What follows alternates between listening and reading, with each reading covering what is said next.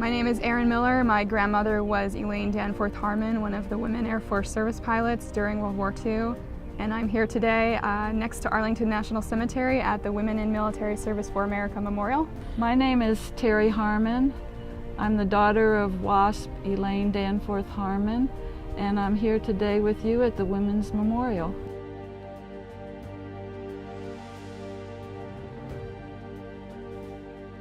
The WASP were formed during World War II as a civilian group of women to assist the United States Army in increasing the number of male pilots that were available to serve overseas in combat roles. We needed more pilots, and so a couple pilots, women, Nancy Love and Jackie Cochran, had this idea to integrate women into the United States Army. And eventually those programs merged and became the Women Air Force Service Pilots. My mother applied for and was accepted into the Women Air Force Service Pilots in 1944. My mother got her license while she was at the civilian pilot training program at College Park Airport right across the street from the campus, and so she decided that she would sign up for that and get her license. The WASP had been disbanded, and their records were classified and sealed. They went home and they started a new chapter in their lives, which for my mother and father was building a home and raising 4 children. She would often say that she was concerned that what they did was forgotten in history. When I'm asked about what fond memories I have of my mother, it changes all the time, but they're always associated with family gatherings.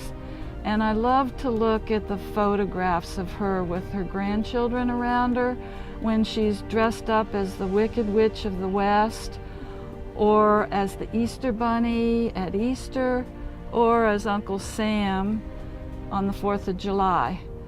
As far as the fight to have her inurned in Arlington Cemetery, that came about because it was her last request to have her ashes laid there. I knew how much it meant to her and the other WAFs to be considered full-fledged veterans. I knew that this was a fight that we needed to finish for her. Representative Martha McSally from Arizona saw this news and decided to come forward and write legislation to amend the original law, granting them veteran status and making sure that they were recognized at Arlington National Cemetery. So after all this happened, President Obama signed this law on May 20th, 2016, and to honor all the things that had happened, I got the bill number tattooed on my arm. Memorialize all that hard work and making sure that my grandmother and the WASP were recognized at Arlington National Cemetery. The Women in Military Service to America Memorial, WIMSA, was a very important memorial to my mother because she was a charter member here, and I was with her the day that this memorial was dedicated, and there were some 30,000 people on Memorial Bridge. It was an incredible day, and it was a thrill for her to be here. My mother was most proud of 2 things. First and foremost, of her children and her grandchildren. When she looked at us, she knew her life had been a success. Secondly, she was most proud of her service as a pilot. She always said, "We did something really great and had fun doing it."